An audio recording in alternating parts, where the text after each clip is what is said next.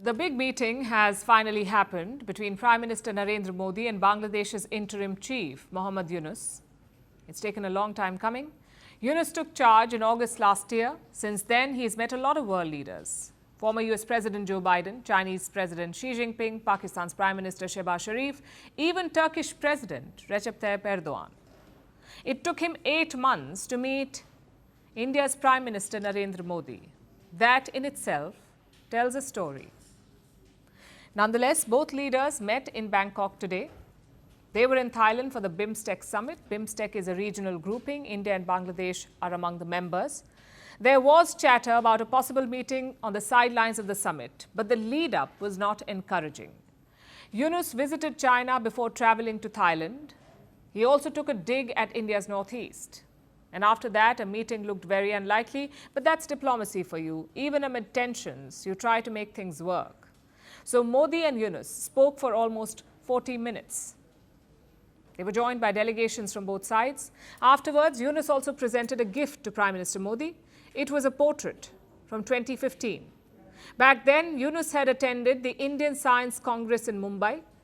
There he was given a gold medal by Prime Minister Modi. A picture of that event was presented as a gift today, so the optics were good. What about the substance? There's a lot to unpack there.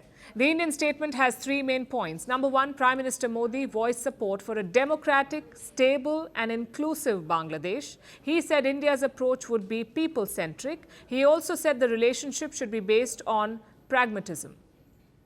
That's point number 1. Number 2, and this is important, Prime Minister Modi asked Yunus to protect religious minorities. He urged Dhaka to investigate instances of atrocities. Prime Minister also underlined India's concerns related to the safety and security of minorities in Bangladesh, including Hindus, and expressed his expectation that the government of Bangladesh would ensure their security, including by thoroughly investigating all cases of atrocities committed against them. And finally, number 3, Prime Minister Modi cautioned against rhetoric.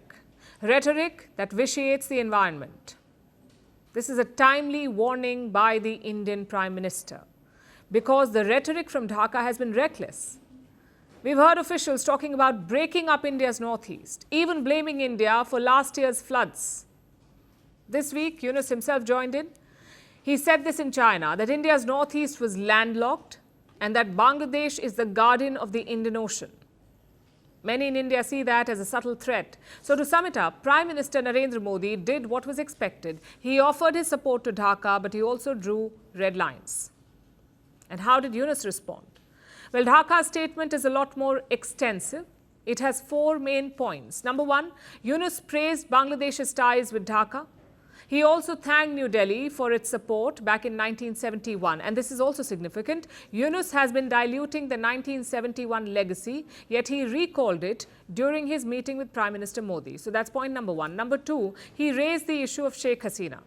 Remember, Dhaka has asked India to extradite Hasina, but New Delhi has not responded yet. India's Foreign Secretary was asked about this, and he said, it is not the time to comment. जहां तक शेख हसीना का सवाल है और उनके सिलसिले में जो बांग्लादेश की ओर से एक निवेदन आया है, मैं इसके बारे में इस समय पे इसके बारे में बातचीत हुई थी और जो हमारे स्पोक्स पर्सन हैं उन्होंने पहले ही इसके बारे में आपको अवगत किया है कि हमारे पास इस मुद्दे पे एक निवेदन आया है. इस समय इस विषय पे कुछ और कहना मेरे लिए उचित नहीं होगा. Yunus also raised the issue of Hasina's speeches from India. He said her statements were false and inflammatory. And how did Prime Minister Modi respond?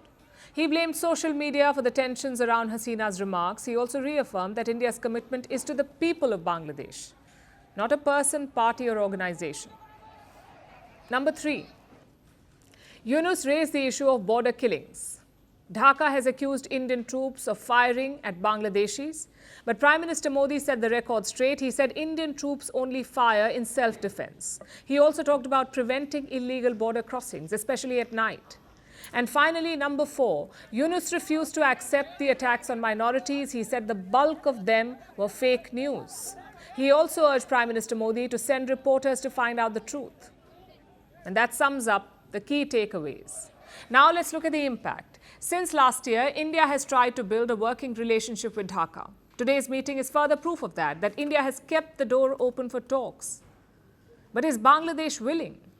Reports say Muhammad Yunus requested this meeting. In his remarks, he also called for deepening ties. But in this case, actions matter more than words. Yunus is adamant about testing India's red lines and patience, whether it's obsessing over Sheikh Hasina's extradition or dismissing concerns about minorities.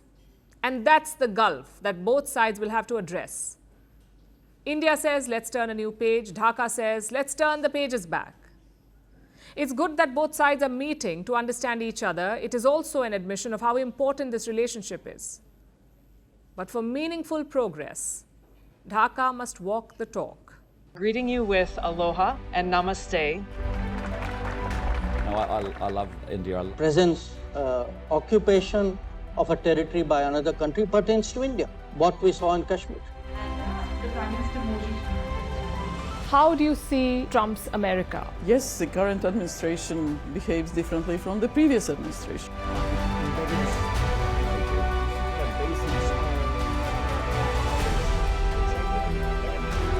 Are you saying that there are foreign powers who are trying to bring down the current government in Syria? Exactly. Iran, maybe Russia too.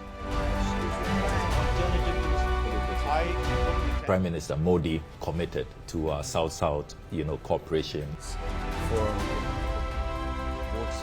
Not over 50%. Is Ukraine prepared to pay the price for that peace? No compromises at the cost of territorial integrity and sovereignty.